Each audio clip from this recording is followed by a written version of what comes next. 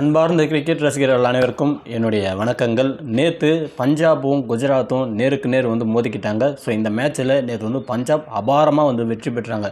பஞ்சாப் ஜெயிச்சுது அப்படின்னா அதற்கு மிக முக்கியமான காரணமான ஆட்கள் யார் அப்படின்னு பார்த்தோம் அப்படின்னா 2 பேர் இல்லை 3 பேர் சொல்லுவேன். ஒன்று ஸ்ரேயாஸ் ஐயர், இன்னொன்று பார்த்தீங்கன்னா விஜயகுமார் வைசாக், இன்னொருத்தர் யார் அப்படின்னா சசாங் சிங். இவங்க 3 பேர் இல்லை அப்படின்னா கண்டிப்பாக நேற்று பஞ்சாப் ஜெயிச்சிருக்காரு. அபாரமான ஆட்டத்தை பார்த்தீங்கன்னா இவங்க 3 பேருமே காட்டியிருந்தாங்க. இவங்க 3 பேரில் கம்பேர் பண்ணி சொல்லணும் அப்படின்னா யார் சிறப்பாக விளையாடினாங்க அப்படின்னா 3 பேருமே நிகராக தான் இருந்தாங்க. இருந்தாலுமே எனக்குள்ளே ஒரு உணர்வு சொல்லுது, இவரை சொல்லலாம்பா அப்படின்னு சொல்லிட்டு ஒரு பச்சி பார்த்தீங்கன்னா உள்ளுக்குள்ளே சொல்லுது. யார் அப்படின்னா ஸ்ரேயாஸ் ஐயர் அவர்கள் 97 ரன் எடுத்திருந்தார். எத்தனை பாலுக்கு அப்படின்னு பார்த்தோம் அப்படின்னா 42 பாலுக்கு பார்த்தீங்கன்னா 97 ரன் எடுத்திருந்தார். இன்னும் 3 பால்ன்றதை விட 3 ரன் எடுத்தார் அப்படின்னா ஒரு 4ஓ இல்லை ஒரு 6ஓ எடுத்திருந்தார் அப்படின்னா அவருடைய செஞ்சுரியை பார்த்தீங்கன்னா அவர் சிறப்பாக கம்ப்ளீட் பண்ணியிருந்திருக்க முடியும்.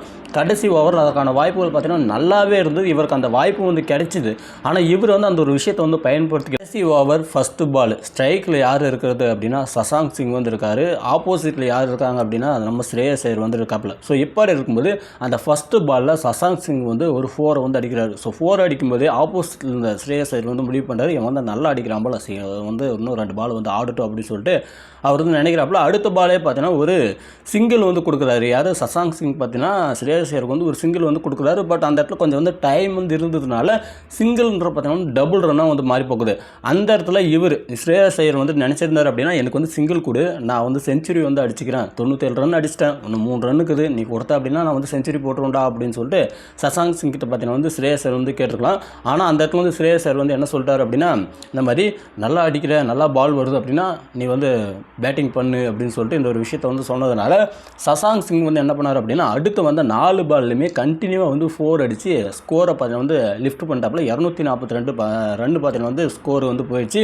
ஸோ அந்த இடத்துல ஸ்ரேயாஸ் ஐயர் நினச்சிருந்தார் அப்படின்னா எனக்கு சிங்கிள் குறா, நான் ஒரு 3 ரன் அடிச்சுக்கின்றா, செஞ்சுரிடா அப்படின்னு சொல்லிட்டு நினச்சிருக்கலாம், அவர் கேட்டிருக்கலாம். ஆனால் அது ஒரு விஷயத்தை கேட்கல.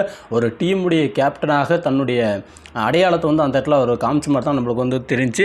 ஸோ நான் கேப்டன் இந்த சின்ன சின்ன தியாகத்தெலாம் பண்ணால் அப்படின்னா தான் நம்மளுக்கு வெற்றி கிடைக்கும். ஸோ இது ஒரு பெரிய விஷயமே கிடையாது. இந்த மேட்ச்லாம் அடுத்த மேட்ச் அடிச்சிக்கலாம் அப்படின்னு சொல்லிட்டு அவர் அந்த ஒரு விஷயத்தை விட்டு கொடுத்த மாதிரி தான் எனக்கும் தோணுச்சு.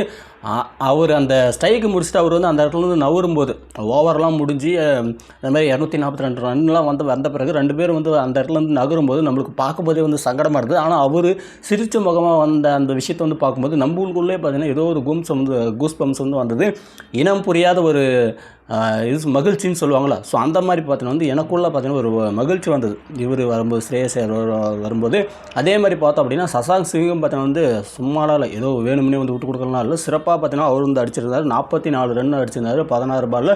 செம்மையான ஒரு ஸ்ட்ரைக்கையும் பார்த்தீங்கன்னா அவர் கொடுத்துருந்தார். அந்த விஷயத்தை நம்மளால் பார்க்கும்போது இவங்க 2 பேருடைய பர்ஃபார்மன்ஸ் தவிர்த்து இன்னொருத்தருடைய பர்ஃபார்மன்ஸும் பார்த்தீங்கன்னா ரொம்பவே முக்கியமானதாக இருந்தது. என்ன அப்படின்னா ஆப்போசிட்டில் குஜராத் டீம்ஸ் பார்த்தீங்கன்னா பேட்டிங் பண்ணிட்டுருக்காங்க. ஸோ அப்படி பண்ணிட்டு இருக்கும்போது அவங்களும் பார்த்தீங்கன்னா சிறப்பாக பேட்டிங் பண்ணிட்டு இருந்தாங்க. சாய் சுதர்சனாக இருக்கட்டும், சுப்மன் கில்லாக இருக்கட்டும், பட்லராக இருக்கட்டும், ருதர்ஃபோர்டாக இருக்கட்டும், எல்லாருமே பார்த்தீங்கன்னா பயங்கரமான ரன்னை பார்த்தீங்கன்னா குறைஞ்ச பாலில் அடிச்சுட்டு டீமுடைய ஸ்கோரை பார்த்தீங்கன்னா 200க்கு மேலே கொண்டு வந்துட்டாங்க. ஸோ இப்படி இருக்கும்போது இந்த இடத்துல ஒரு கண்ட்ரோல் வேணும், ஒரு ஸ்பீட் பிரேக் வேணும். ஸோ அந்த இடத்துல விஜயகுமார் வைசாக் அப்படின்ற இவரை பார்த்தீங்கன்னா பவுலிங் போட விடுறாங்க. ஸோ அப்படி விடும்போது ஓவர் 15-17 அப்படின்ற இந்த 2 ஓவரும் பார்த்தீங்கன்னா பவுல் பண்ணுறாரு. அப்படி பவுல் பண்ணும்போது எல்லா ஓவர்லையும் பார்த்தீங்கன்னா 4-6ன்னு போயிட்டுருக்கோம். ஆனால் இவர் ஓவர் மட்டும் பார்த்தீங்கன்னா வைடாகவே போயிட்டு இருந்தது. 2 ஓவரும் பார்த்தீங்கன்னா 2 வைடாச்சும் பார்த்தீங்கன்னா மினிமம் வந்திருக்கு. ஒரு ஓவரில் 3 வைடு இருந்தது, இன்னொரு ஓவரில் 2 வைடுன்னு நினைக்கிறேன்.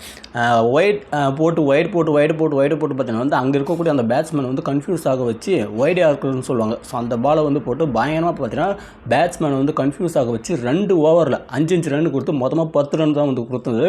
செம்மையான ஒரு ஓவர் போடுறது. அவர் அந்த மாதிரியான ஒரு ஓவர் போடல அப்படின்னா கண்டிப்பாக அவங்க அடிச்சிருப்பாங்க. ஸோ அந்த ஒரு ஸ்பீடாக போய்ட்டு இருந்த அந்த ஒரு கேமை சடனாக பிரேக் போட்டது யார் அப்படின்னா விஜயகுமார் வைசாக் அவர்கள். ஸோ அவரையும் நம்ம கண்டிப்பாக பாராட்டே ஆகணும். ஸோ நேற்று செம்மையான ஒரு கேமு.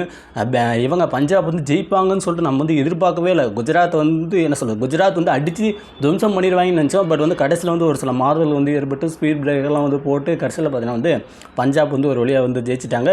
ஸோ நீங்கள் இந்த மேட்சை பற்றி என்ன நினைக்கிறீங்க? ஸ்ரேயாஸ் அவர்கள் தன்னுடைய தியாகம் பண்ணார்ல, செஞ்சுரி அடிச்சிருக்கலாம். சும்மா ஒரு 2 பால் இருந்தது அப்படின்னா செஞ்சுரி ஈஸியாக கம்ப்ளீட் பண்ணியிருக்கலாம். அப்படி ஒரு மிகப்பெரிய ஒரு தியாகத்தை பண்ணார்ல. அதை பற்றி நீங்கள் வந்து என்ன நினைக்கிறீங்க? அதே மாதிரி சாய் சுதர்ஷன் பாருங்க, சசாந்த் சிங் நினச்சிருந்தார் அப்படின்னா வேணும்னே வந்து ஒரு ஸ்ட்ரைக் வந்து கொடுத்துருக்கலாம். ஒரு இடத்துல கூட பார்த்தீங்கன்னா இவர் விராட் கோலியும் தோனியும் வந்து ஆப்போசிட்டில் வந்து நிற்பாங்க. ஸோ அப்படி வந்து ஆப்போசிட்டில் வந்து நிற்கும்போது இவர் வந்து செம்மையாக வந்து அடிச்சிருப்பார். விராட் கோலி பார்த்தீங்கன்னா செம்மையாக அடிச்சிருப்பார். செஞ்சுரியோ 50யோ வந்து போகிறதுக்கான அந்த ஒரு வாய்ப்பு பார்த்தீங்கன்னா அந்த இடத்துல வந்து இருக்கும். யாருக்கு? விராட் கோலிக்கு. அப்போ ஸ்ட்ரைக்கில் வந்து யார் இருப்பாங்க அப்படின்னா இவர் தோனி வந்து இருப்பாப்ல. ஸோ அந்த இடத்துல அழகாக பார்த்தீங்கன்னா ஒரு டொக்கு வச்சு அவருக்கு வந்து ஸ்ட்ரைக் வந்து வாங்கி கொடுப்பாப்புல. நீ போயிட்டு வந்து 50 போட்டுக்கலான்னு சொல்லுவார். ஸோ அந்த மாதிரி ஏதாவது ஒரு விஷயத்தை வந்து இவர் வந்து பண்ணுவாரோ, ஒரு மேஜிக் பண்ணுவாரோன்னு சொல்லிட்டு நான் வந்து நினச்சேன். பட் எந்த ஒரு மேஜிக்குமே வந்து பண்ணலை. எனக்கு அது வந்து கொஞ்சம் வந்து உள்ளுக்குள்ள வந்து ஒரு உறுத்தலாக இருந்த மாதிரி தான் எனக்கு வந்து தோணுச்சு. உங்களுக்கு என்ன தோணுச்சு அப்படின்றத மறக்காமல் கமெண்டில் போடுங்க. நன்றிகள்.